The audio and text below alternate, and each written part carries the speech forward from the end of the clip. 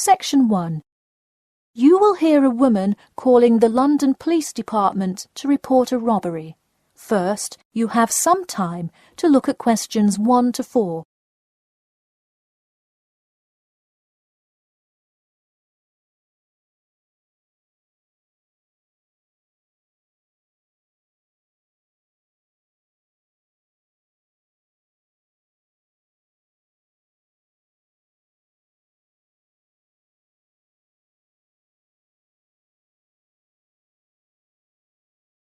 You will see that there is an example which has been done for you. On this occasion only, the conversation relating to this will be played first. Hello, London Police Department. Yes, I would like to report a robbery. The woman says that she would like to report a robbery, so robbery has been written in the space. Now we shall begin. You should answer the questions as you listen, because you will not hear the recording a second time. Listen carefully and answer questions 1 to 4. Hello, London Police Department. Yes, I would like to report a robbery. All right, just a minute while I pull up the form. OK, could you give me your first and last name? Anna Grieg. Anna Gregg. G-R-E-G? No, Grieg. G-R-I-E-G. Got it. All right, moving on. Gender, female. Date of birth? 15th of March, 1980. All right, thanks. Just a few more personal information questions, and then we can address your claim. All right. What's the address? 4 Ellendale Street. That's E-L-L-E-N-D-A-L-E.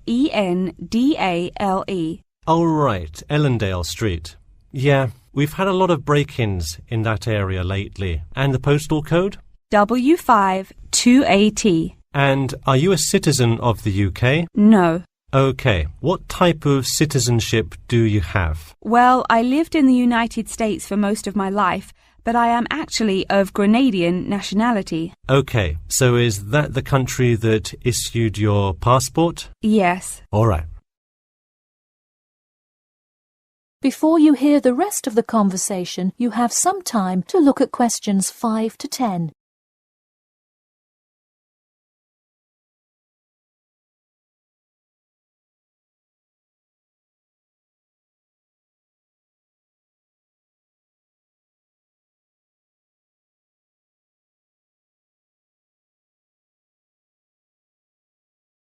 Now listen and answer questions 5 to 10.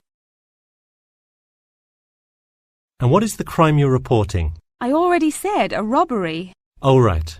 Sorry. This is about the 100th robbery report I've filled out today. Have you had any prior break-ins? In the building or just my flat? The unit below mine got broken into last year. No. Just your flat. Oh, then no, not here. All right. Let's see here. Can you think of anything that was out of the ordinary around your building, or anyone who may have had reason to do this? No, it seemed like just a normal evening. I didn't see anyone suspicious and can't think of anyone that would target me specifically. How long has this been your place of residence? Let me think. I moved in on February 1st and it's October, so it's been about 8 months already. Wow, time flies. And that is just for Ellendale, yeah? Yes, I have lived in the UK for just over 1 year. I see. Can you give me the first and last names of all members of the household? Actually, I live alone. OK, so no other occupants. And can you give me a brief account of what happened? I left to go to a dinner party at 6 p.m. and when I returned at 11, I found the place ransacked and a lot of my things gone. Any sign of forced entry? Yes, the back door was wide open and it looked like someone used a crowbar to force it open. I see. And just to be clear, was the door locked when you left? Of course. Hey, you would be surprised how many reports we get where people have failed to lock their doors. Now, I need you to list any missing items valued above £200. So far, I'm missing my computer, my purse with my wallet in it, and the TV. OK, let's start with the computer. What is the estimated value? £500. And what is the serial number? G416870. Thank you. And a visual description? It is a black 13-inch PEMDAS cloud book. There is an Oxford sticker on the lid. OK, and could you give me a description of the purse? Sure, it's a Claude Frieda shoulder bag and the material is silver-coloured cloth. Price? £300. OK, that concludes my report. I'll submit it and we'll let you know of any developments. That is the end of section 1. You now have half a minute to check your answers.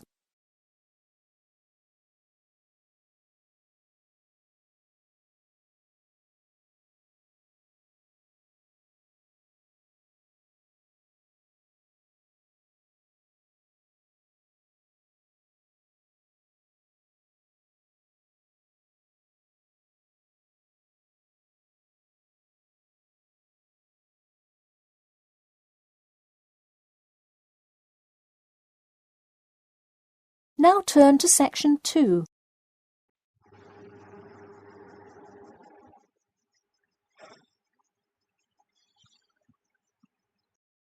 Section 2.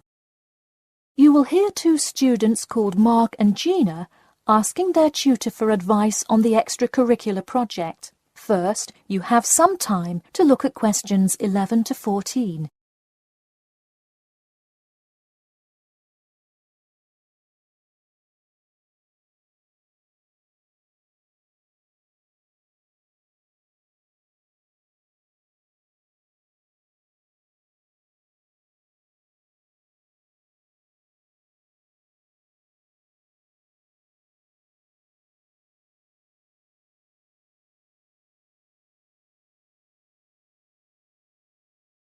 Now listen carefully and answer questions 11 to 14. Hi Mark. Hi Gina. What can I help you with? So we were hoping you could help us with this extracurricular project. Sure. What is the topic? Attending business school. This sounds like a great idea. So you're going to explain the requirements for getting into business school?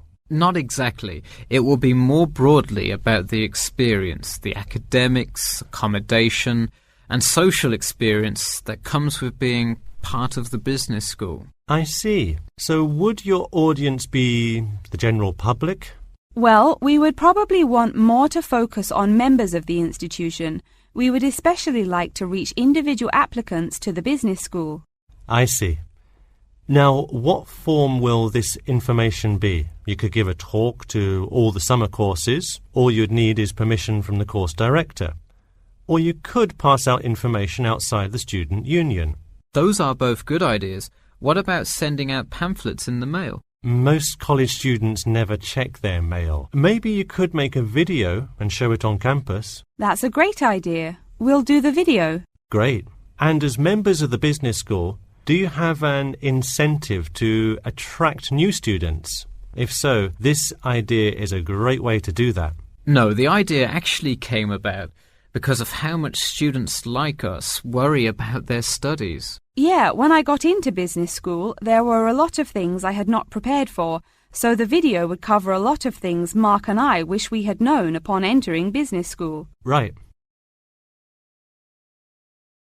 Before you hear the rest of the talk, you have some time to look at questions 15 to 20.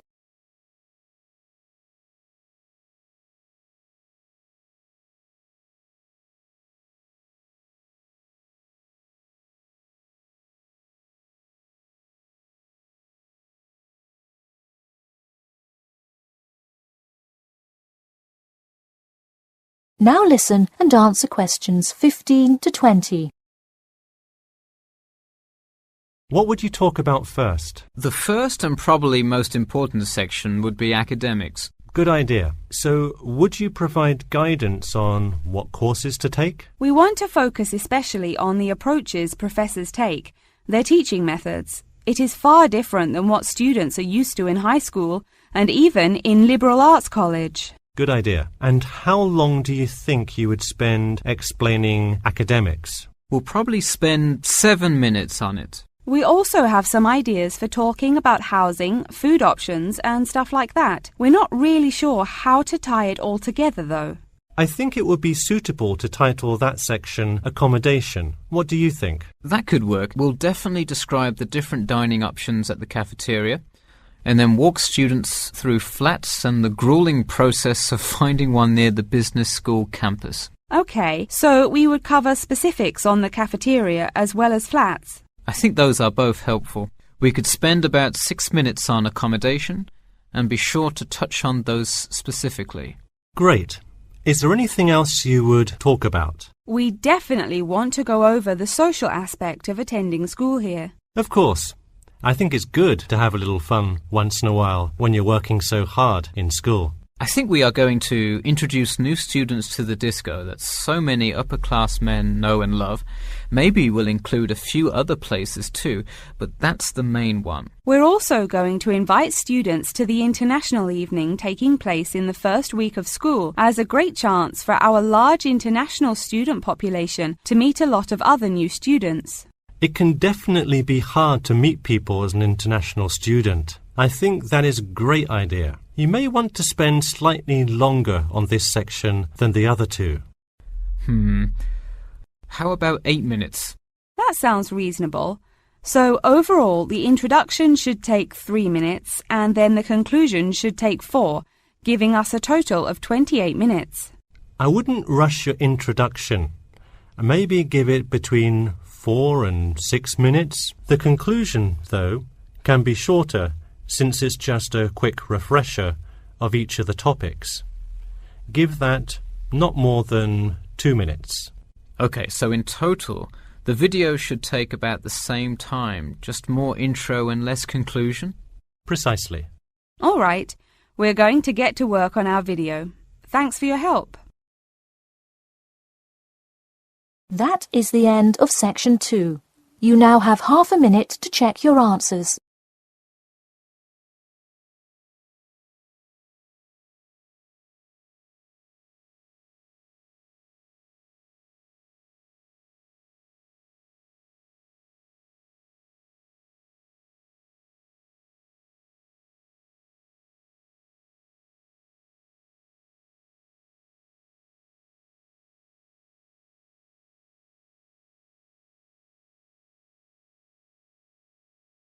Now turn to section 3.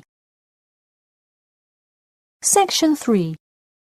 You will hear a student called John talking to his classmate Danny about the details of his research project. First, you have some time to look at questions 21 to 26.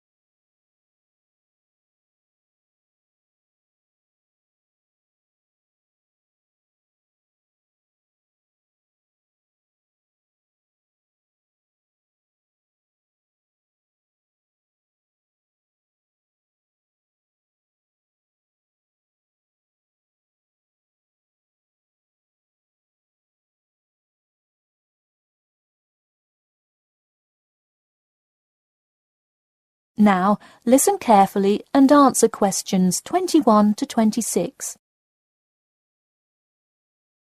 So, tell me about your research project, John.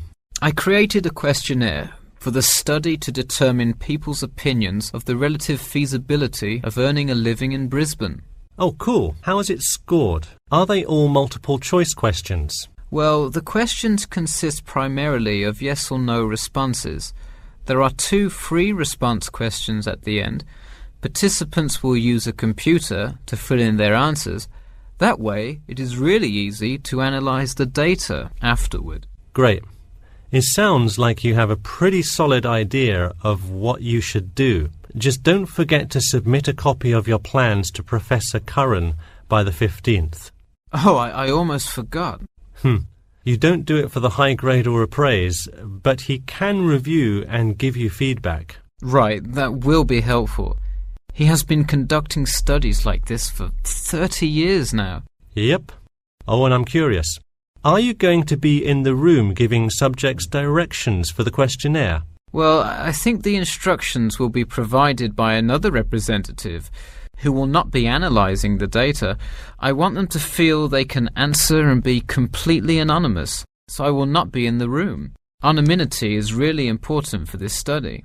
I agree. Good idea. You should tell the representative to remind subjects to fully consider both sides of each issue. Sometimes it's really easy to immediately check yes or no without stopping to think about it completely. That's so true.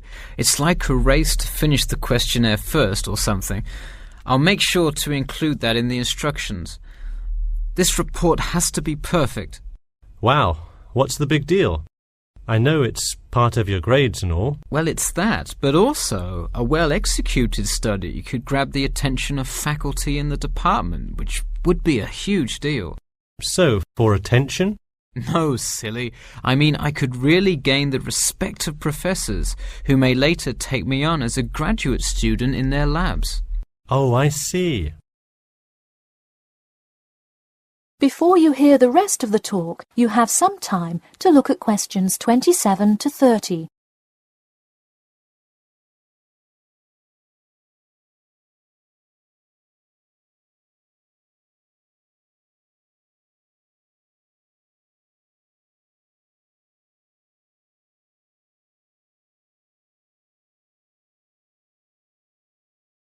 Now, listen carefully and answer questions 27 to 30.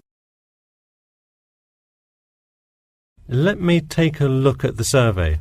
Wow, this looks great. The map of the median income by region is a great tool. Where did you find it?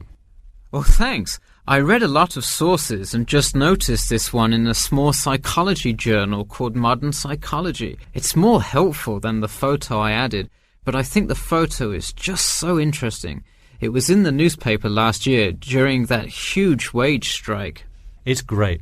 Probably not necessary, but it looks great. I don't understand. What is WKRX's involvement here? Oh, the radio station agreed to sponsor the study if I play their station in the room. Wow, interesting. So you don't have to pay for any of this? Exactly. Nice. Where did you get that idea?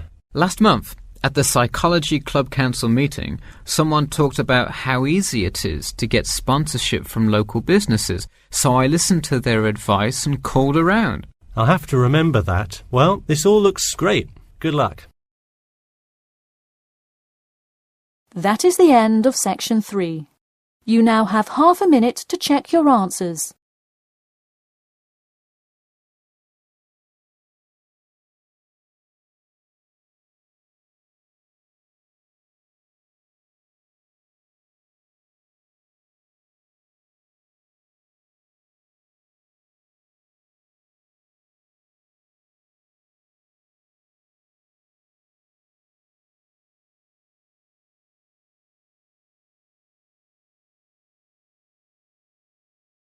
Now turn to section 4. Section 4. You will hear the beginning of a lecture about the Pleasanton Town Market. First, you have some time to look at questions 31 to 40.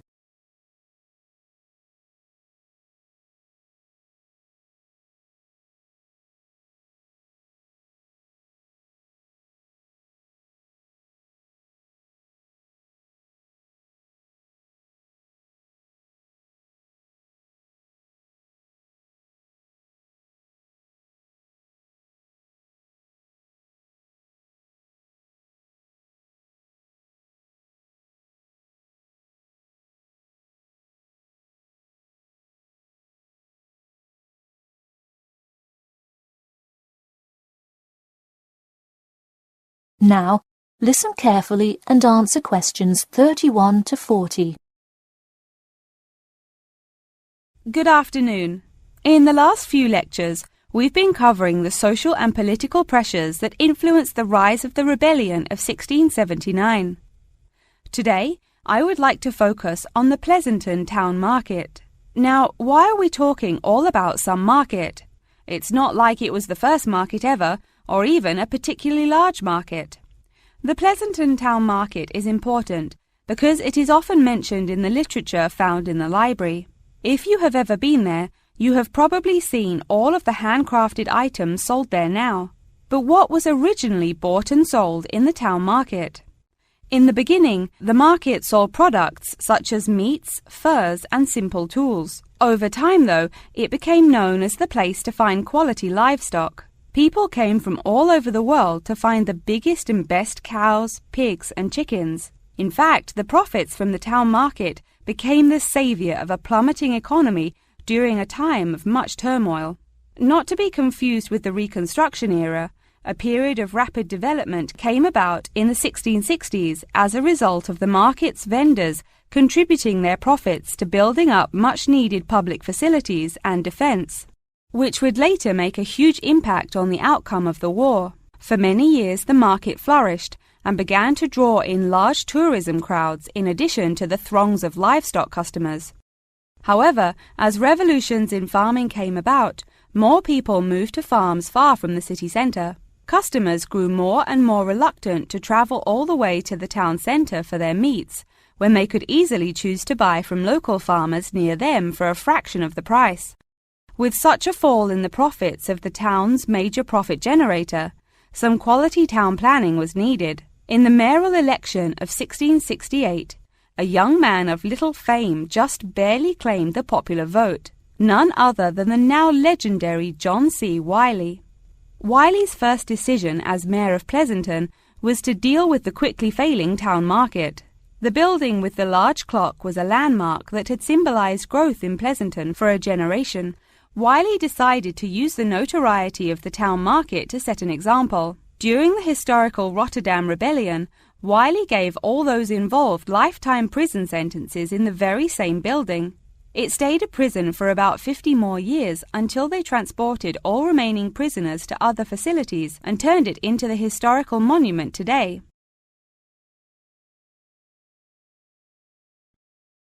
Now that you know the basics of the history of the Pleasanton Town Market, I will introduce your next group project. I want you to make a short film based on the real historical events that occurred in Pleasanton before and during the uprising. I will give you some class time to look through the library's reference section, but you will be responsible for conducting further research outside of class. I suggest starting by looking for information on the market itself. You'll find plenty of information. In fact, some students complain that there is actually too much information on it. On your own time, you could find family members of old war veterans to conduct interviews. Sometimes they provide wonderful insight that you wouldn't find in proper history books. But be careful, an interview that is riddled with bias is useless. I myself have some very old photographs here that you are welcome to take a look at for some inspiration. I'm lucky enough to own this one of Jim Wiley himself. Very interesting to see, but does not provide enough information to add much to your film. Feel free to take this film into whatever direction you choose.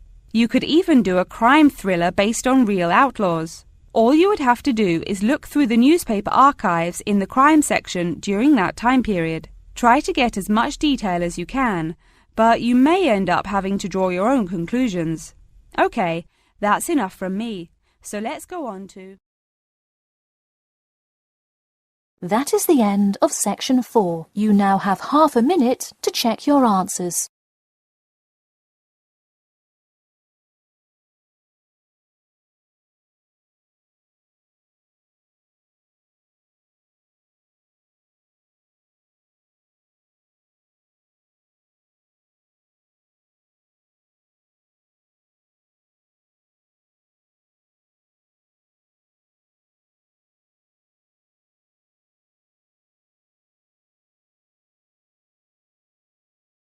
That is the end of the listening test.